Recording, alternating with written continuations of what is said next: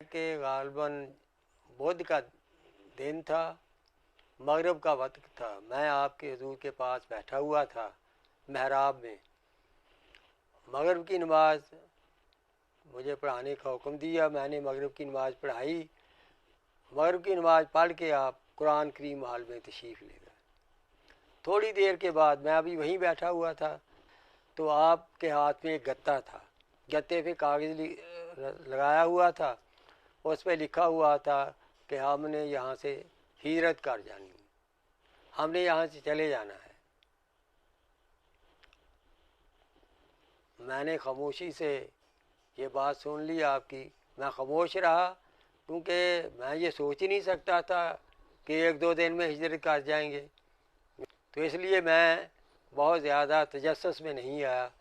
मैं आपकी बात सुनकर खामोश हो गया। मैंने कहा जी हुजूर। तो अगले दिन जब शफ़ी साहब आए घर से तो आपने शफ़ी साहब को फरमाया कि भाई ट्रक मंगाओ, हमने यहाँ से जाना है, हिजरत करनी है। अब सब ये चाह रहे थे कि बाबा जी यहीं तशरीफ़ फरमा रहें, हिजरत ना करें, यहीं ठहरे रहें। हर किसी की ख्वाहिश ये थी। तो इसलिए हर कोई ये सोच रहा था कि किसी तरह इसे कोई डिले किया जाए कि आपका इरादा बदल जाए। आपको तो ये कह देते थे शफ़ी साहब भी दूसरे कि जी हम गाड़ी मंगा रहे हैं, ट्रक मंगा रहे हैं जिस पे सामान जाना है।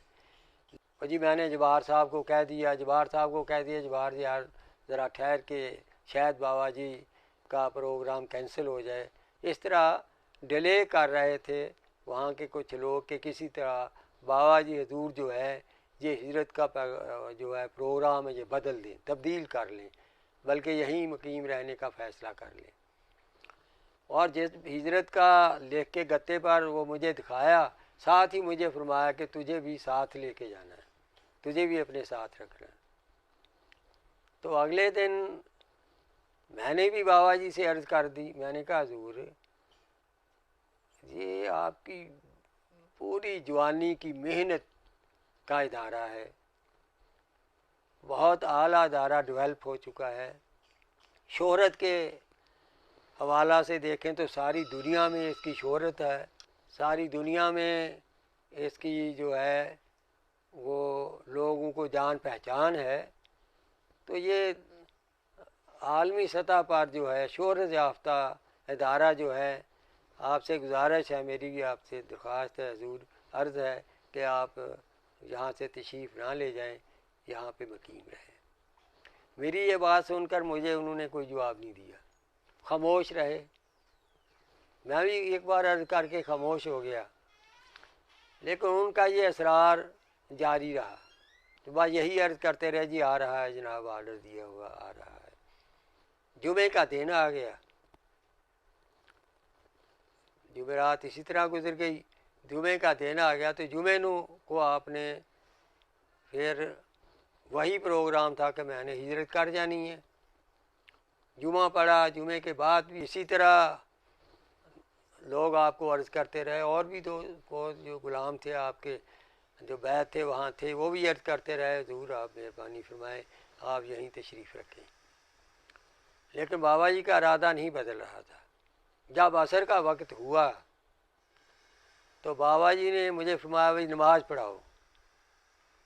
मैं असर की नमाज़ पढ़ाने लग गया।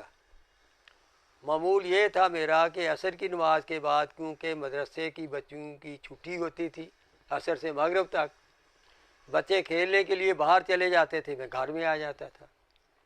मैं असर की नमाज पढ़ाने के बाद जब घर में आया तो मेरी मिसेज़ कहने लगी कि बाबा जी तो तशरीफ़ ले गए हैं, तुझे नहीं पता? मैंने कहा नहीं जी मुझे तो कोई नहीं पता, मुझे तो अभी बाबा जी ने फरमाया असर की नमाज़ पढ़ाओ। तो उसने कहा भी बाबा जी जो हैं, क्योंकि वहाँ पर बाबा जी के घर की और मेरे घर की दीवार एक ही थी, दरमियान वाली। उसके दरमियान में बाबा जी ने, हुजूर ने एक खिड़की रखी हुई थी जिसमें से बाबा जी हुजूर हमारे घर आ जाते थे और मैं बाबा जी हुजूर के घर में भी चला जाता था। इस तरह वो खिड़की रखी हुई थी। बाबा जी मुझे नमाज असर का हुक्म देकर कुरान मील की माल के रास्ते, उसी खिड़की के रास्ते अपने घर से हमारे घर में आए। हमारे घर में आने के बाद आपने मेरे बच्चों के सर पर शफकत का हाथ फेरा, प्यार दिया। मेरी मिसेज को भी सर पर शफकत का हाथ फेरा और फरमाया कि अल्लाह के वाले हम तो जा रहे हैं। मिसेज को पहले ही पता था कि आप हिजरत करना चाह रहे हैं, वो समझ गई कि आप तो हिजरत कर गए। मुझे उसने बताया कि भी आप तो चले गए। मैं जल्दी से बाहर आया तो वाकई आप जा चुके थे। मुझे कुछ जो थे वहाँ मुकीम, उन्होंने बताया जी बच्चे भी गाड़ी के आगे लेट गए थे बाबा जी की, कि जी नहीं आप नहीं जाएं, आप यहीं रौनक अफरोज़ रहें। लेकिन बाबा जी ने उन्हें सख्ती से रोका कि हट जाओ रास्ते से, और बाबा जी वहाँ से उन्हें रास्ते से जो है उठाकर बाबा जी जो है वो हिजरत फरमा गए। वहाँ से आप चल कर ये आजकल जो वहाँ पे आपकी आखिरी विरामगाह है, जिसे कैंप दारुल एहसान कहा जाता है, वहाँ पे आप आकर शफ़ी साहब के यहाँ आप ठहर गए। और शफ़ी साहब के यहाँ जो है आप उनके जो है घर में कुछ दिन ठहरे रहे और मुझे साथ लेकर नहीं गए। हालांकि फरमाया था कि मैं आपको साथ लेकर जाऊंगा। गालबन इसकी वजह ये थी कि मैंने बार बार ये जो अर्ज़ की थी ज़रूर आपको तशरीफ़ ले जानी चाहिए, इसलिए मुझे वहीं छोड़ गए। वहाँ मैं अब मकीम था तो परेशान तो था, टेंशन तो थी कि बाबा जी हुज़ूर तशरीफ़ ले गए हैं, अब मेरा यहाँ क्या काम है, क्योंकि मैं तो उन्हीं के लिए आया हूँ सब कुछ छोड़कर। तो बाबा जी रोज़ाना मेरे पास यूनिवर्सिटी का एक स्टूडेंट भेजते थे कि जाओ ज़फ़रुल्लाह के पास, ज़फ़रुल्लाह को कहो घबराना नहीं, जो अब तुम्हारी ड्यूटी है, जो ज़िम्मेदारी है वो तुम करते रहो और घबराने की ज़रूरत नहीं, हम तुम्हारे साथ हैं। रोज़ाना एक यूनिवर्सिटी का स्टूडेंट मेरे पास कोई ना कोई शफ़क़त का पैगाम देकर भेजते, वो मेरे पास आता। और जमातें आप मेरे पास ही आने के लिए छोड़ गए थे। आप फरमाते थे क्योंकि ज़फ़रुल्लाह को मैंने तमाम जमातों का अमीर आला इनकी तरबियत के लिए सिलेक्ट किया हुआ है, चुना हुआ है, तो इसलिए जमातें जो हैं इसके पास आया करेंगी। इसी तरह मदरसा भी मेरे पास था, मदरसे के तलबा को भी मैं पढ़ाता था। तो ये मेरी नमाज कराना, जमातों की तरबियत करना और उसके साथ तलबा की निगरानी करना, क्योंकि मैं पढ़ाता तो नहीं था, बतौर निगरान आला था, वो तो हिफ्ज़ की क्लास में हाफिज़ रखे हुए थे जो कुरान करीम पढ़ाते थे। तो इस तरह जमातें आती थी, हर जमात 3 दिन के लिए हाज़िर होती थी। तीसरे दिन जब मैं उन्हें इजाज़त देता, वहाँ से वो इजाज़त जो है, मेरी इजाज़त मिलने के बाद वो वहाँ से बाबा जी के हुज़ूर कैंप दारुल एहसान में हाज़िरी देते। कैंप दारुल एहसान में हाज़िरी देकर वो लौट जाते। इस तरह ये सिलसिला 1 माह तक जारी रहा। तो मुझे इसी सूरत में आप 2-4 बारी तहरीरी पैगाम भी आए, हाँ जी, कि तुम्हारा कल्ब सलीम है, तुम अपना काम जारी और सारी रखो। तो 1 महीने के बाद मैंने पैगाम भेजा यूनिवर्सिटी के स्टूडेंट के हाथ ही कि मैं इस्लाम के लिए हाज़िर होना चाहता हूँ। आपने कहा ठीक है आ जाए। तो मैं इस्लाम के लिए हाज़िर हो गया।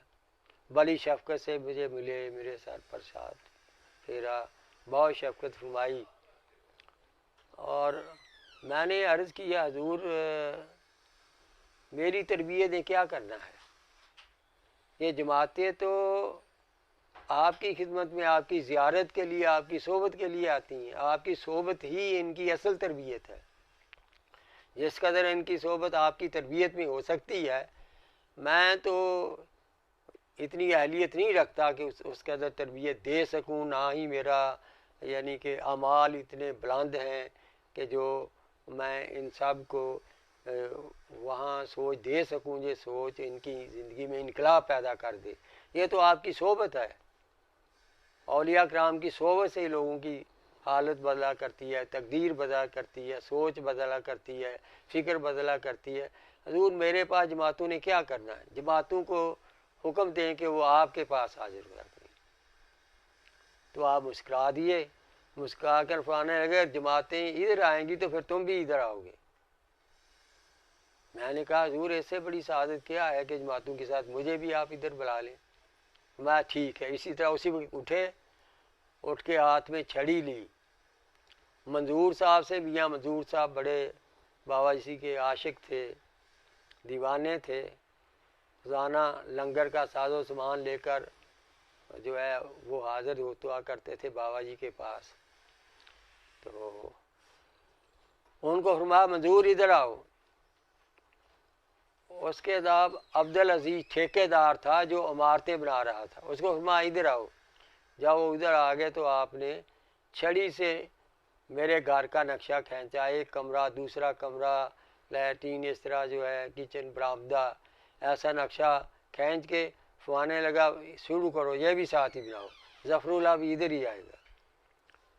तो वो उन्होंने अगले दिन से उसकी नींहें खोदी और उसे बनाना शुरू कर दिया। इस तरह मेरा घर भी बनना शुरू हो गया।